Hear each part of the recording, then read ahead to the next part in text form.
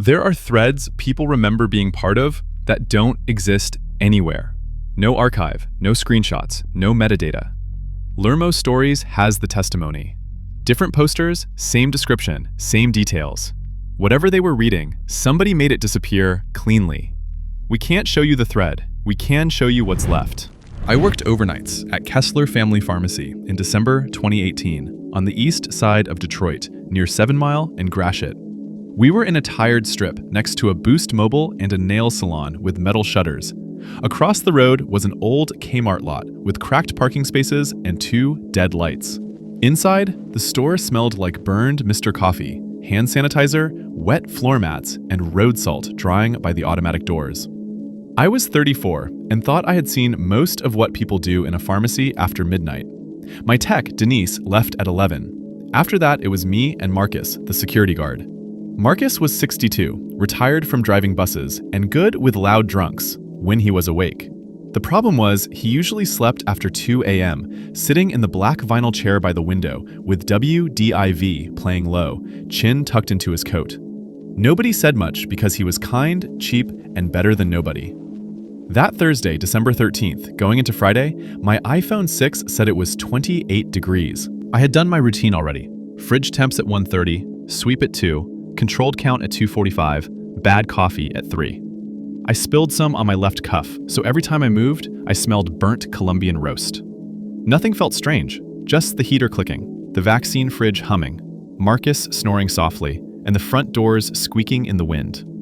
At 3:17 a.m., a man came in wearing a dark hoodie under a brown Carhartt jacket. I know the time because I had just denied a brand name Nexium refill, and the insurance rejection was still on my screen. He stopped on the mat and wiped his boots too long. Cold people come in fast. Nervous people pretend to do one normal thing. He wiped one boot, then the other, looked at Marcus, then checked the camera domes. We had 4. 2 were empty shells.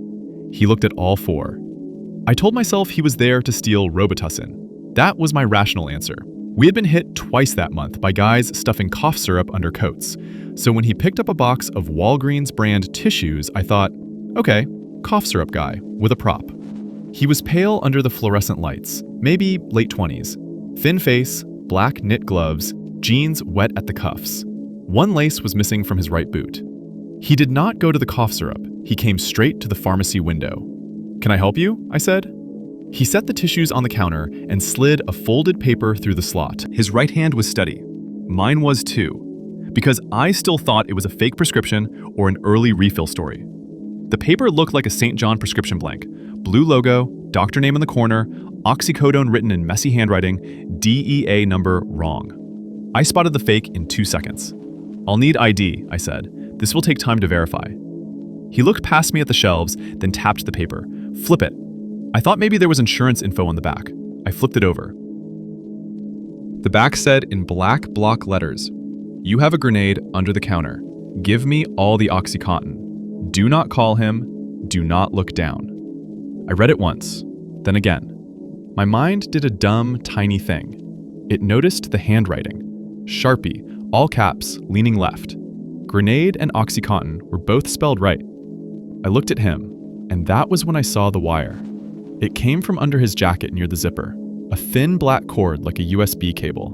It hung in a loop and ran into his left hand. That hand was half in his pocket, half out. Between his thumb and palm was a gray plastic piece with a red button or cap on it. Could have been a garage remote, could have been junk. The problem was the counter. Under the worktop, we kept extra prescription bags, printer labels, a trash bin, and random stuff. I had not looked under there since midnight.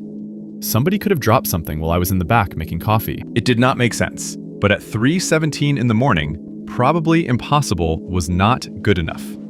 I did not look down. Behind him, Marcus snored and shifted. The man's eyes moved toward him. "Don't," he said. "I'm not," I said. My voice sounded almost bored, like he had asked why his copay was high. He pushed a crumpled Meijer grocery bag through the slot. It smelled faintly like cigarettes. "Now."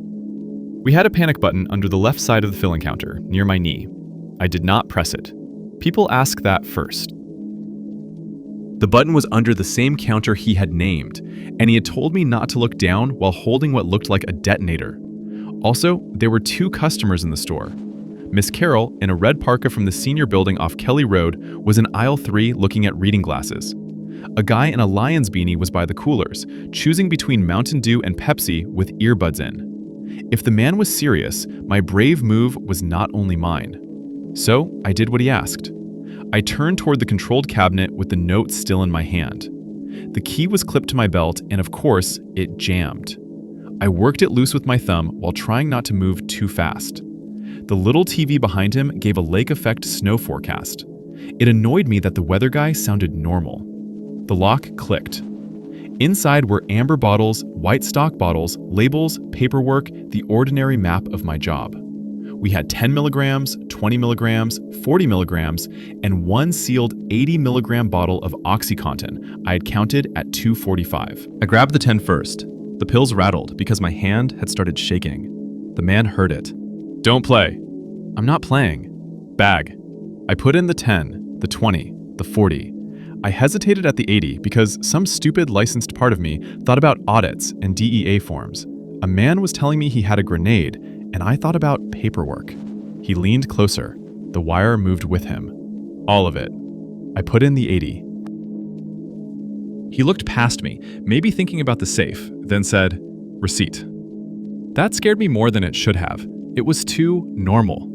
I rang the tissues, $1.89 plus tax. He pushed 2 damp singles through the slot. His gloves left wet marks on the counter. The thermal printer was dying, so the receipt came out slow and smelled like warm plastic. I slid it to him with the box. He left the tissues. He took the receipt and the bag. Then, he leaned close enough that I saw a small scab on his left eyebrow. "Count to 60 before you move." I nodded. "Say it." "I'll count to 60." Out loud. I started. 1, 2, 3. He backed away, bag in his right hand, gray thing in his left. The wire scraped his zipper. He walked past aisle 3. Miss Carol did not look at him. The Lions guy was opening the cooler. 4, 5, 6. The front door opened. Cold air touched the sweat at my collar. I had not noticed I was sweating. 7, 8. He went out. I kept counting because he had told me to, because the wire might go to something under the counter, because I knew nothing useful about triggers or distance. At 32, Marcus opened his eyes. He looked at me, the empty doorway, then the counter. He understood enough. I raised one finger and kept counting. At 60, nothing happened. No sound under the counter. No flash. No broken glass. I waited 5 more seconds because 60 felt like a trick. Then I reached under the left side of the worktop with 2 fingers and pressed the panic button until I felt the click. Marcus locked the front door. Miss Carol said, "Baby, what is happening?" I said, "Please stay where you are." My voice still sounded like work voice. Marcus came behind the pharmacy counter with his hand near his holster. He looked under the counter before I did. There was no grenade, just a Walgreens bag of used printer backing, the trash bin, 2 boxes of small paper bags, and a dust bunny stuck to tape. It made me feel stupid and lucky at the same time. The alarm company called about 30 seconds later. Police took 18 minutes. It was Detroit in winter at 3:20 in the morning, but those 18 minutes were long. Miss Carol sat with 2 pairs of readers in her lap. The guy in the Lions beanie kept saying, "Damn, I was just getting a pop." Like that explained his part in it. I called Mrs. Kessler. "We were robbed," I said. She asked if anyone was hurt. I said no. She asked what they took. I looked at the open cabinet and said, "OxyContin." Then she asked if I hit the alarm. "After," I said. She was quiet for a second, not judging, just understanding the word. "Okay," she said. "I'm coming." 2 officers arrived, Bell and Ramirez. Bell had snow on his shoulders. Ramirez asked calm questions. They searched under the counter, behind the trash, inside the paper bag boxes. Nothing. When I handed Ramirez the note, he read it and said, "Jesus," very softly. They pulled footage from our old Lorex DVR. The timestamp was 4 minutes fast. The front camera caught the man checking Marcus and all 4 domes. The aisle camera caught the wire better than I remembered. On playback, in the bright office, it looked fake, like a bad Halloween prop. I hated that because in the moment it had been enough. The pharmacy camera showed me flipping the paper, standing still, and emptying the cabinet while Marcus slept in the corner of the frame. No one blamed me out loud. The DEA forms were ugly. The insurance was a headache. The store stayed closed until noon. The police called the next Friday, December 21st. Ramirez said they had arrested a man named Kevin in Hamtramck after a traffic stop. In the car, they found a brown Carhartt jacket, a gray garage door remote with a red button, and several empty prescription bottles with our lot stickers peeled halfway off. No grenade, no explosive. The wire was a cut USB cable tucked under his shirt. "Do you need me to identify him?" I asked. "Maybe later," Ramirez said. "For now, the video is good." I was in my Ferndale apartment above a dentist office when he told me. WXYZ was on mute, and the radiator knocked like somebody tapping inside the wall. I thought the word arrested would close the door on that night. It did not. A garage remote, a cut cable, a fake prescription, and a note. That was all it took. I went back to overnights in January because my mother's mortgage needed help, and the shift paid $4.50 more an hour. Fear gets boring when you have bills. Mrs. Kessler installed a new alarm button on the wall by the computer. Marcus got a less comfortable chair. I changed, too. I noticed hands, wires, people who wiped their feet too long, people who looked at cameras before they looked at me. I stopped letting anyone slide folded papers through the slot. I opened them flat with a pen first. People ask if I would do the same thing again. Yes, if a man in a hoodie hands me that note at 3:17 in the morning with customers in the aisles, my guard asleep, and a wire hanging to a thing in his hand, I am giving him the pills. I will hit the button after he leaves. I will let the cameras do their job. I will live with the paperwork. There is one sentence I still think about. Months later, Ramirez returned copies of the note for insurance. The back still said, "Do not call him." Not police, not anyone, him. I asked Ramirez what that meant. He shrugged and said, maybe it was bad wording. Maybe there had been another guy. Was there? I asked. Not that we proved, he said. The practical answer is that it was nothing. Maybe he meant Marcus. Maybe nobody was outside. But our outside camera only caught the sidewalk, the first row of cracked Kmart parking spaces, and then darkness. Just before the door closes, there is a reflection in the glass. It might be the TV. It might be headlights from Grashit. It lasts half a second. It looks like another hooded person standing by the dead payphone near the Kmart entrance. Police said reflections are garbage. They're right. Glass doubles things. Your brain fills in the rest. I know all that. I still do not look down when someone hands me a folded prescription. Golf ball diving is janitor work, just underwater. People want gators and treasure. Mostly it is black mud, 6 inches of visibility, and retired lawyers complaining about your hose.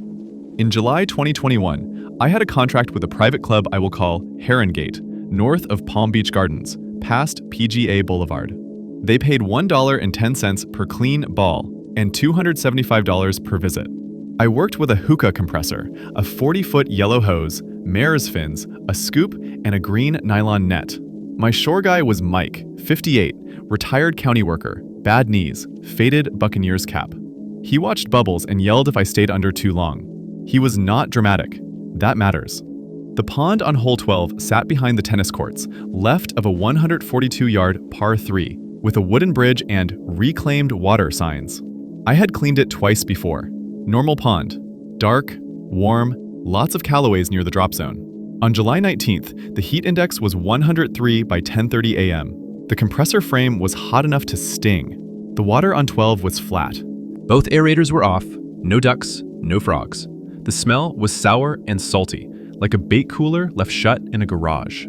Mike said, "They dumped something in here?" "Probably copper treatment," I said, "or the aerator quit."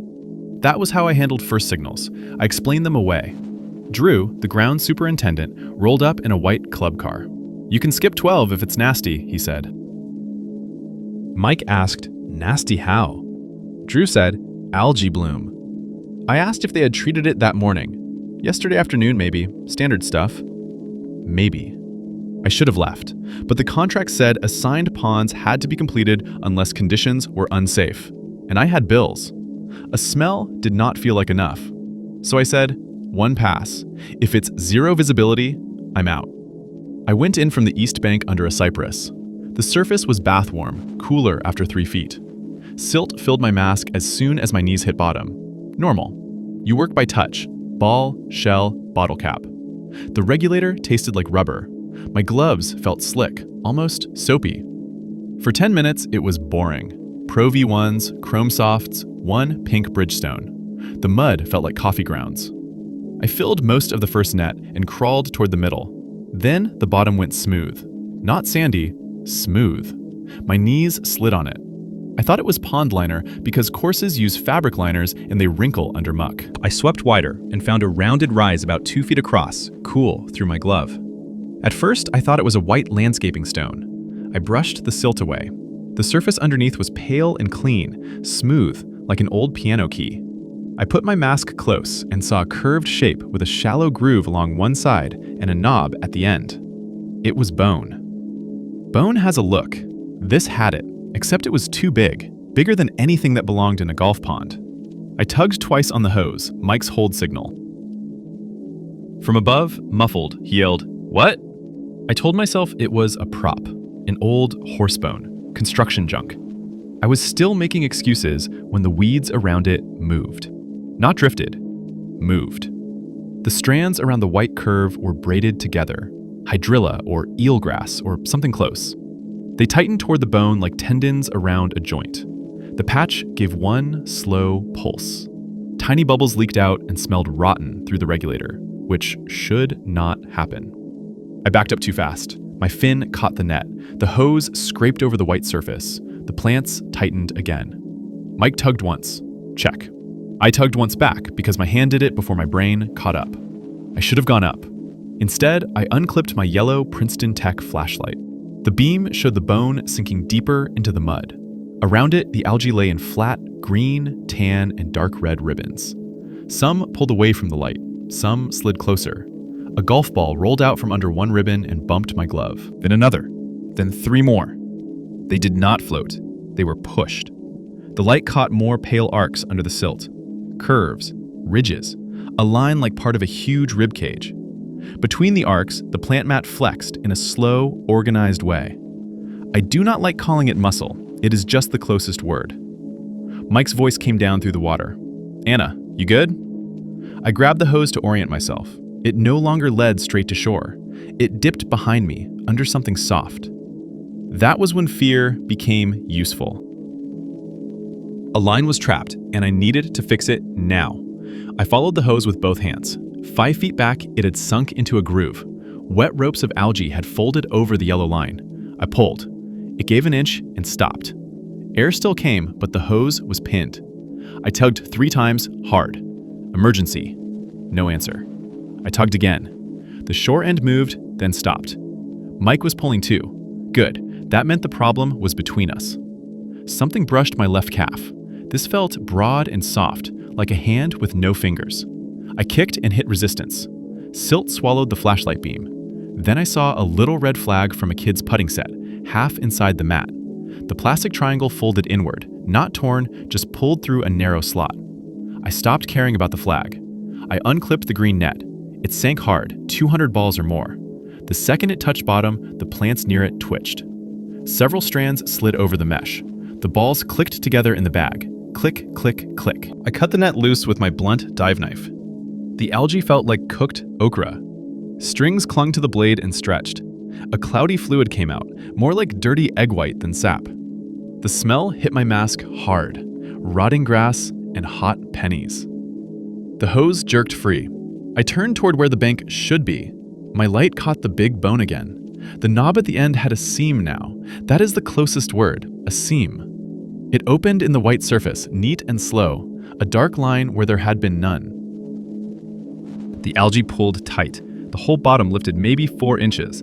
Mike yanked the hose so hard, my regulator pulled at my mouth. I went up. I did not do a proper ascent. I kicked and used the hose like a rope. It kept vibrating behind me. Once it went slack and I thought it had been cut. Then Mike pulled again and I broke the surface sideways, coughing around the mouthpiece. Mike was knee-deep in the pond, shoes gone, hose wrapped around both hands. His face looked gray under his tan. "Out," he said.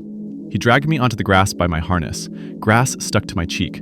pond water ran out of my hood into my ear. Drew was there with his radio, 2 cart attendants, and an older member in a lime polo. I pulled off my mask and said, "There's something in there." Drew asked, "Alligator?" I said no. "Snapping turtle?" No. "A bone, big, in the middle." "Could be an old cow bone," he said. "This was ranch land. Cows don't have bones like that." Mike stared at the water. Something grabbed the line. That changed Drew more than my talking did. He lowered his voice. "Let's not do this in front of members." "Then close the hole and call Fish and Wildlife." "It's not that." He answered too fast. Mike asked, "How would you know?" Drew put his sunglasses back on. "Because we've had divers in there before." Nobody spoke after that. I stripped my gloves off. The left palm had cloudy slime drying into a flaky film. The smell made one cart kid gag. Drew told the member the pond had low oxygen turnover. Then he came back. "I need you to write this up as entanglement in vegetation." "No. Anna, I'm not asking you to lie. You got tangled. The hose got trapped. In vegetation." Near the footbridge, a circle of tiny bubbles came up, about the size of a dinner plate. They stopped when we looked. Mike said, "We're leaving." Drew pointed at the water. "You have club property down there." "My equipment is on the grass," Mike said. "The collection net." That is the part I still hate. Not, "Are you okay?" Not, "What did you see?" The net. 200 balls and a cheap mesh bag. We packed without rinsing. Mike cut off the last 6 feet of hose. Pale fibers were wound around it like dental floss. Flat and translucent, not algae. In sunlight, they curled into tiny hooks. I took 4 bad photos. Nothing that would make a stranger believe me. Before we left, Drew gave me a cold Fiji water. His voice went soft. "Take the day. Send the invoice. We'll square up." I asked if anyone had reported bones before. He looked past me at the bridge. "Go home." On Military Trail, Mike held up his palms. The hose had left yellow-white pressure marks across them. "I pulled," he said, and it pulled back. That night, I washed my gear behind my duplex in Lake Worth Beach with Dawn and bleach. The smell stayed in the hood. The slime on the glove turned gray and rubbery, then scraped off by morning. I emailed Drew at 8:06 a.m. and terminated the contract. Unsafe water conditions, undocumented treatment, equipment entanglement. I attached the photos and copied the general manager, Celeste. Celeste called 11 minutes later. Calm, expensive voice.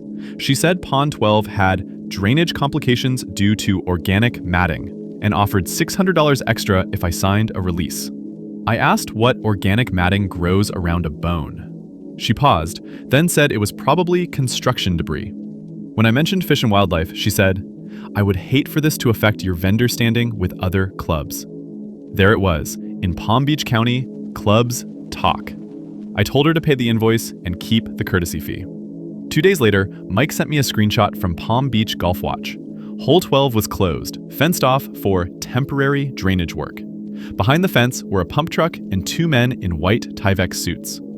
That night, I parked outside the ficus hedge. The pond was lower by 3 feet, and the air smelled like wet mulch. At 9:40 p.m., a covered dump trailer left the service gate. Something pale was stuck in one tire tread. In the headlights behind it, I saw it bend. Not roll, bend. In September, a vendor I knew named Luis sent me a drone photo.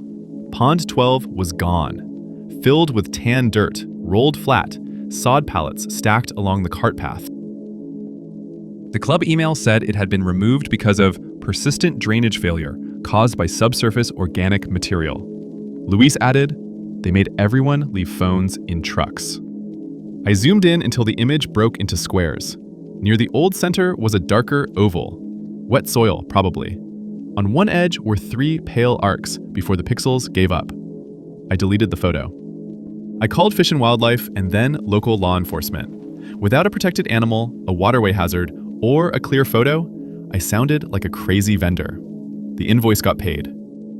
2 other clubs stopped calling that month. Maybe coincidence. Maybe not. I picked up more marina work and quit golf ponds. Last summer, a Heron Gate member recognized me at a gas station on US 1, silver Range Rover, club logo on his polo. He said the new native grass bed on 12 kept sinking in one spot. Then he said, "Funny thing though, You can still hear balls drop in there sometimes. I asked what he meant. Like when a shot hits water, he said. Plunk. But there's no water now, right? He laughed and went inside. I sat in my truck, smelling cut grass and gasoline, until I could turn the key. I still dive, but not ponds. Mud does not bother me. Eels do not bother me. What I cannot handle is a smooth bottom where there should be muck, or a bank with no birds on it. I left my net at the bottom of 12, 200 balls, maybe more, a green nylon sack beside that smooth white bone. Sometimes I think about those balls shifting in the dark, one at a time. Click, click, click. I stopped taking tourists to that corner of Opal Reef after January 17th, 2018. On paper, it was a normal Wednesday charter out of Port Douglas, 12 tourists, 8 certified divers, 4 snorkelers, and our 11.8-meter catamaran, Molly B, smelling of diesel and sunscreen before breakfast. I was 29, a PADI instructor from Florida, living behind a laundromat on Warner Street. My gear was ordinary. Cressy fins, Scuba Pro second stage, Suunto Zoop Novo, cracked iPhone 7. I had done that run so often I could brief it seasick. The divers were Mark and Allison from Phoenix, Luis from San Diego, Priya from Chicago, Tom and Owen from Seattle, and Ben and Heather from Dallas. Dale was our skipper, graybeard, bare feet, no extra words. Chloe, my deckhand, was 19 and saving for a GoPro Hero 6. We left the marina at 8:03, passed Low Isles, and headed east until the water turned hard blue. The site was a balmy near a sand channel our company called Cathedral Ledge. Brochure nonsense. On the chart, it was a patch on Opal Reef. Coral tops at 4 meters, sand at 20, then a dark slope beyond. Pretty, simple, good for tourists. The first wrong thing was the surface. Usually, there were terns, baitfish, little silver pops everywhere. That morning, there was nothing. No birds, no fish. The sea looked polished. Dale slowed the engines. Quiet, Chloe said. Dale grunted. I told myself it was current or weather. On boats, you put odd things under mooring labels so you can keep working. When we picked up the mooring, the buoy line pulled straight down under the stern. No angle, no sway. It hummed when Molly B lifted on the chop. Block snagged, Dale said. I leaned over. Visibility was good, maybe 20 meters. Pale sand, coral wall, our boat shadow. A green turtle surfaced 30 meters off port and went under. I thought, turtle means normal. Routine makes you stupid. I briefed the divers. Max depth, 20 meters. Stay above me. No touching coral. Thumb up means ascend. Flat hand means stop. Mark asked about sharks. There are always sharks, I said. They have better things to do. Everyone laughed except Owen.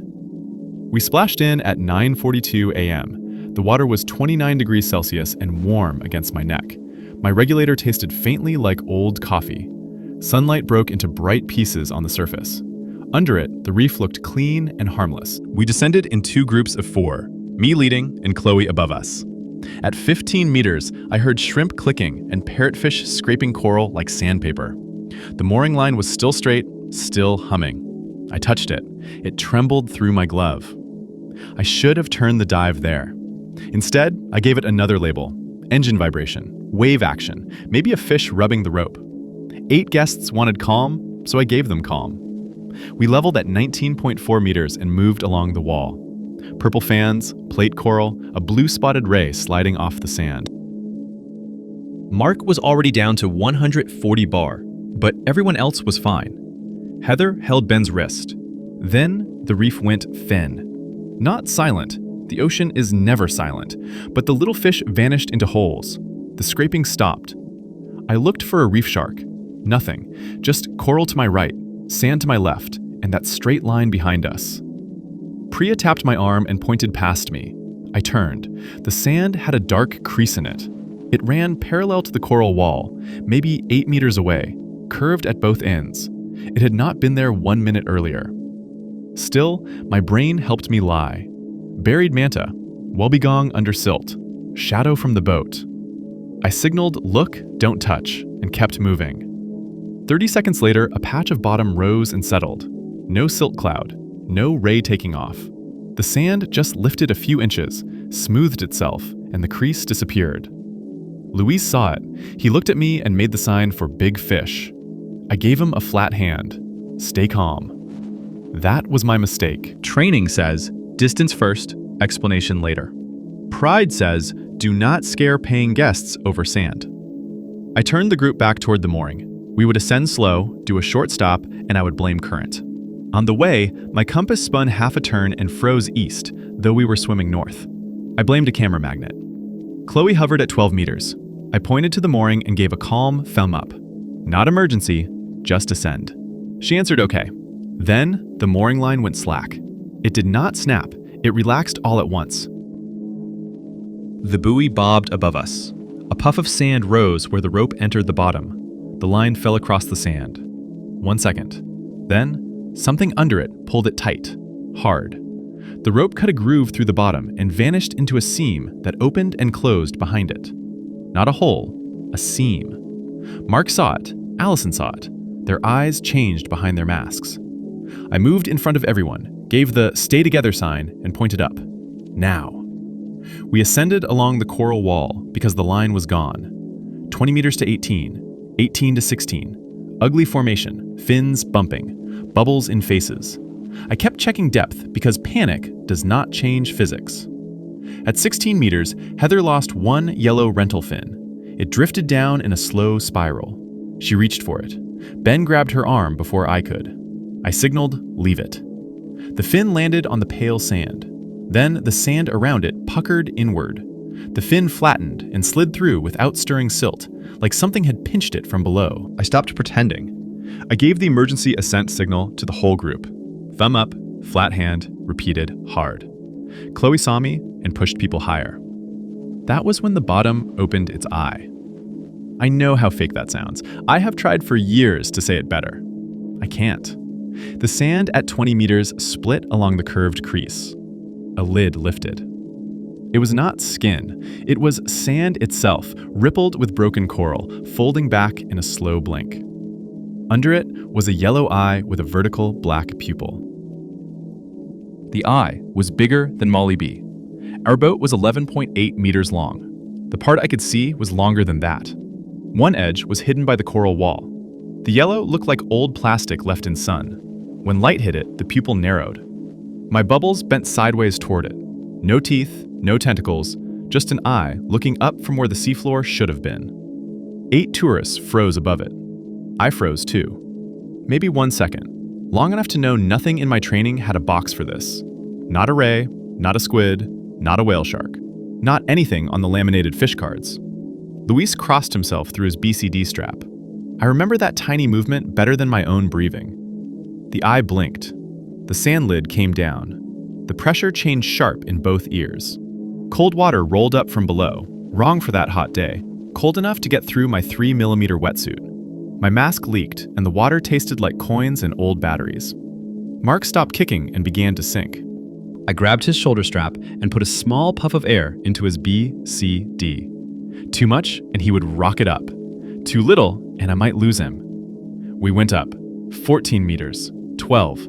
A cloud of silverfish burst from the coral and rushed past us, tapping my cheeks and hood. Behind them, the water darkened from below. Not cloud shadow, not boat shadow. Below. At 10 meters, something brushed the soles of my fins. Soft. Careful. I kicked once like an idiot, then forced myself still. I looked down. The sand was flat again. The mooring line lay across it, attached to nothing I could see. Heather's yellow fin was gone. At 8 meters, my computer screamed because Mark was rising too fast. I vented his BCD and pushed him down. He fought for half a second, saw my face, and stopped. If you look calm, people borrow it. At 5 meters, I should have held a full 3-minute safety stop. I held 90 seconds.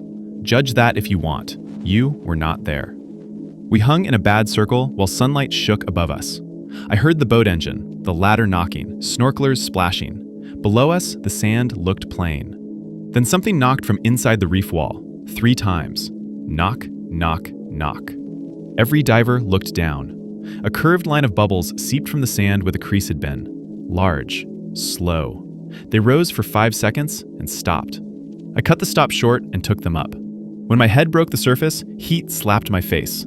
I spat out my regulator and yelled, "Ladder!" Dale was already at the stern. Chloe shoved Heather up first.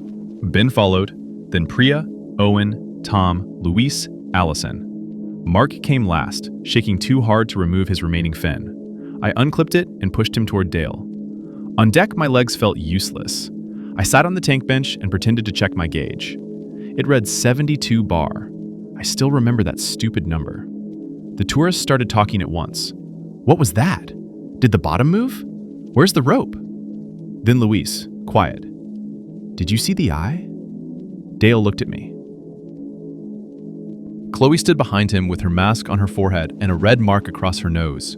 She had seen enough. She waited for me to choose the story. I chose the useful one. Box jellyfish, I said. Maybe a cluster below the thermocline. I didn't want anyone drifting into them. It was a weak lie. Box jellies are mostly inshore, and we were way out. But tourists knew those words. They knew danger. Allison said, "That was not a jellyfish." I said, "Refraction can mess with size. You were stressed. Sit down and drink water." Luis stayed by the stern. His hands shook, but his voice was steady. "It blinked," he said. Nobody answered. Dale hauled the mooring line with the winch. The end came up frayed and wet, but not cut.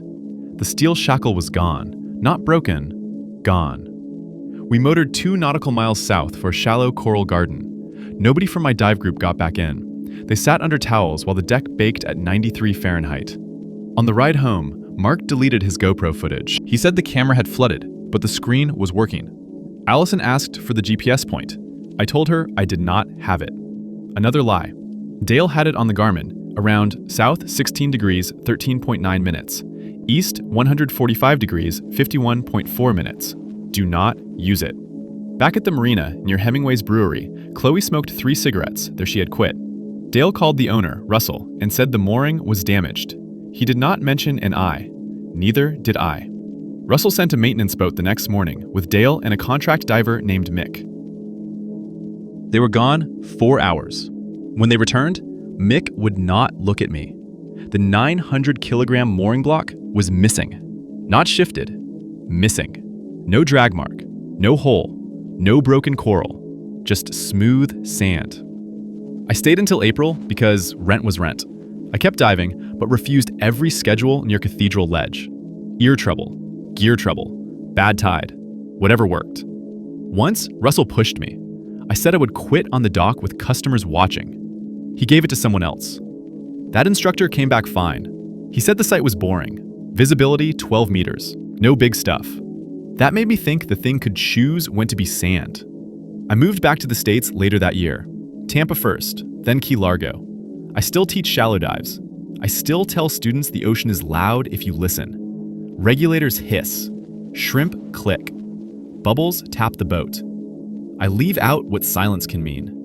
In my logbook, the dive is Opal Reef, 20.1 meters, 33 minutes, 8 guests. Emergency ascent due to jellyfish hazard. I wrote it that night with a black Pilot G2 while my hair smelled like salt and my clothes smelled like diesel. That is the official story. Dangerous jellyfish, good call by the instructor. Everyone safe. But I know what I saw at 20 meters.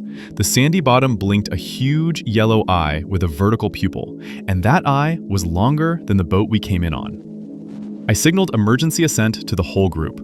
On deck, I told the tourists I had spotted dangerous jellyfish.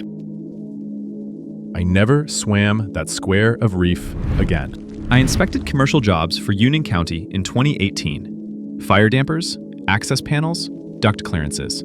Dull work, unless something fails. The job I still think about was a half-built distribution center off North Avenue in Elizabeth, New Jersey, near IKEA and the airport hotels on Route 1 and 9. The permit said Bayline Logistics Building C, but the guys called it The Box, a 3-story office section on a 187,000 square foot warehouse shell, tilt-up concrete, exposed steel, loading bays open to rain. I arrived at 10:03 on a gray Tuesday in October, parked my 2014 Ford Escape, and met the foreman, Tony. White beard, Mets hoodie, wrecked voice. He gave me the visitor clipboard. 8 names were on it, including one listed as El Coto with no company. Neat block letters, black ink. Wrong next to the usual job site scribble. The first thing I ignored was the gate. Most sites had one chain and one lock. This one had 3, including a new black lock with no dirt on it. Tony opened only the red master lock and said the developer's guy added security to keep people out. That made sense, so I let it go. Inside, the building had that hollow, unfinished sound, every step coming back late. Plastic snapped over boarded windows. A DeWalt radio played WFAN low. The air was cold and dusty. I tasted concrete when I breathed through my mouth. My inspection was mechanical rough-in. Shaft B mattered because the contractor had corrected a smoke damper there after my last visit. Tony said B was open. When I said we would start there, he looked at the drawing, then at his phone, just for a second. Sure. I noticed the pause and made it normal. Tony was busy. I had 3 inspections that morning. I wanted lunch before the turnpike jammed up. That is how you miss the first warning. The second floor was metal studs, bare duct, loose conduit, and work lights on cords. One tube flickered so hard, the shadows twitched. Near 2 folding chairs, I smelled cheap cleaner sprayed over trash. Tony said it was plumber's primer. Every site smells wrong. Shaft B was behind plywood held by 1 screw. Tony backed it out with a DeWalt impact driver. The bit rattled too loud. I leaned in with my Coast flashlight. The damper label matched. I measured 11 inches to the stud flange. Tight, but legal. Then my light hit the bottom. At first I thought it was insulation. White plastic wrapped tight, stacked behind loose sheet metal. Then I saw the shape. Bricks. 9, maybe 10, clean and smooth, with brown tape and a blue stamp. Nothing else in that shaft was clean. I moved the beam away fast. Tony said, "What?" "Drop screws," I said. That was the first dumb lie. He didn't believe it, but sometimes 2 people accept a dumb lie because the truth is too large to say. I crouched lower, pretending to check the penetration. Near the bottom, I smelled laundry detergent, cold metal, and a dry, sour odor. Behind the packages was a clear sleeve with folded paper inside. Beside it was a yellow legal pad, face down. A purple nitrile glove lay under one package. Voices came from below. 2 men, maybe 3, talking low in the first floor mechanical room. The sound came up the shaft as a mumble, then stopped. "Who's downstairs?" I asked. "Subs." "What subs?" Tony wiped his mouth. "I don't know, Harper. Guys." That was when I knew he was scared. I should have stepped back and left. But inspectors get trained into procedure. You see something, you document it. Also, if I left too fast, whoever owned those packages would know I had seen them. So I asked Tony for a ladder. I told him I wanted a photo of the actuator label from above. He brought a 6-foot Werner ladder. I climbed 2 steps, took 1 real photo, then angled my muted iPhone 8 down and took 3 more without looking at the screen. The 3rd picture caught the legal pad. I saw part of it before I put the phone away. A column of names. Last names, first names, addresses. Mine was in the middle. Daniel, 42, Ridgeway Avenue, Cranford. My house. Correct number, correct street.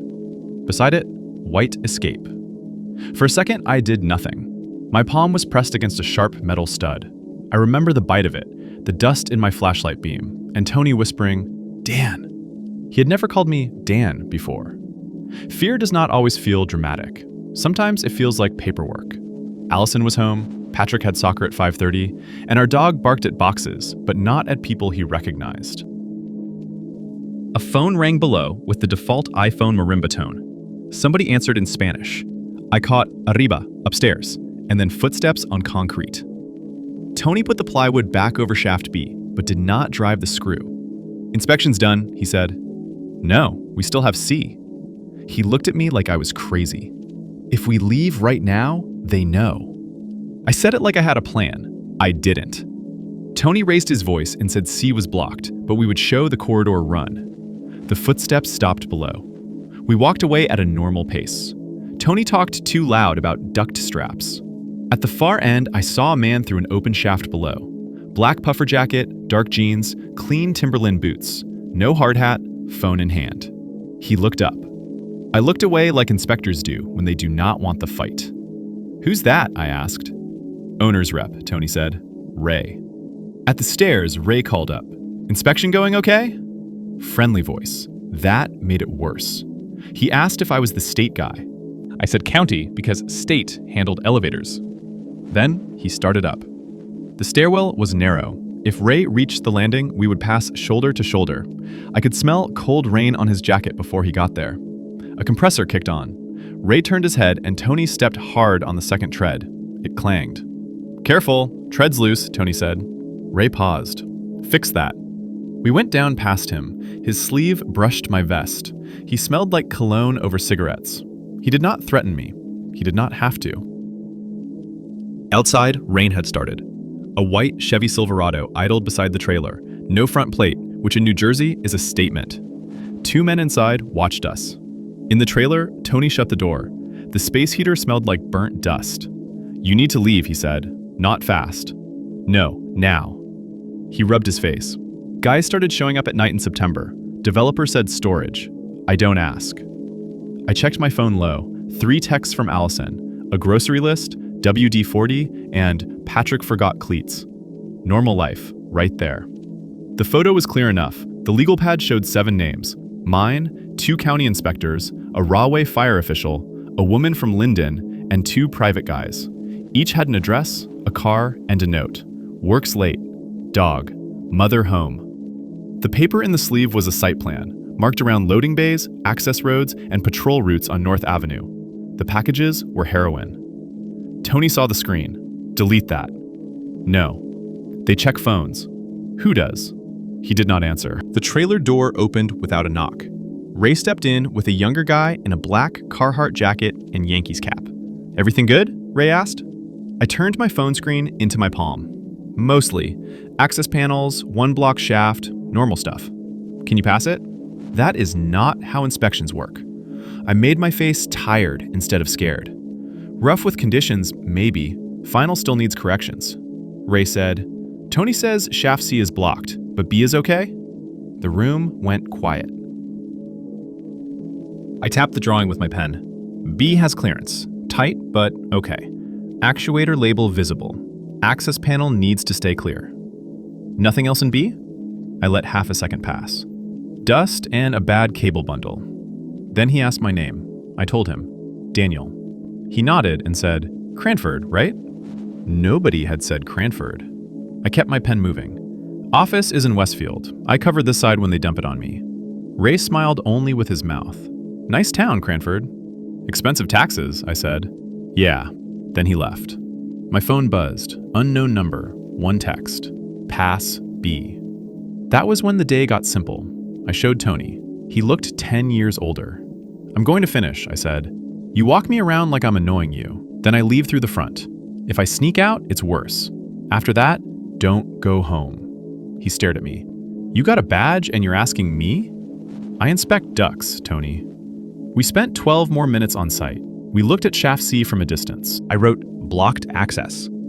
Near Bay 4, a box truck sat with its rear door half down. The scraped outline of a Penske sticker was visible. Inside were black plastic bins stacked chest high. A man slid the door down when he saw us. At the front gate, rain ticked on my hard hat and ran under my collar. Ray stood by the Silverado. So, he said. I pulled the visitor sticker off my hard hat. I'll put the notes in tonight. Ventilation is fine. Just keep the access panels clear. He watched me. Tony stood 2 steps behind my left shoulder. I added, if the fire guy asks, tell him I didn't look at sprinkler conflicts, not my discipline. Pure inspector noise. It worked because it sounded petty. Ray said, good man. I nodded, got in my Ford, and started it without fumbling.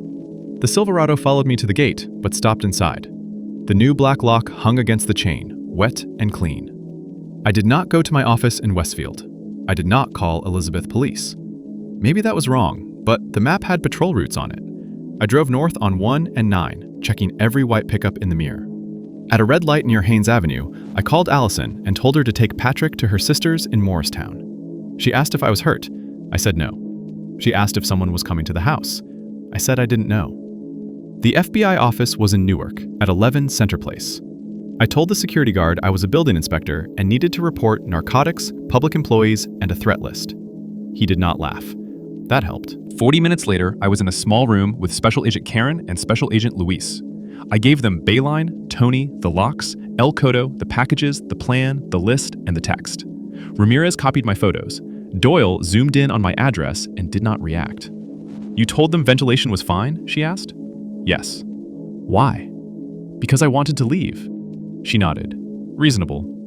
That word bothered me for months. I had felt like a coward and an idiot, and an FBI agent called it reasonable.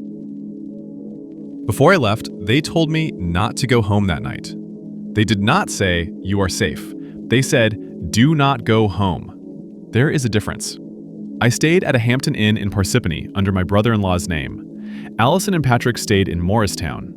At 12:47 that night, a dark sedan stopped outside my house for 16 seconds on my neighbor's Ring camera.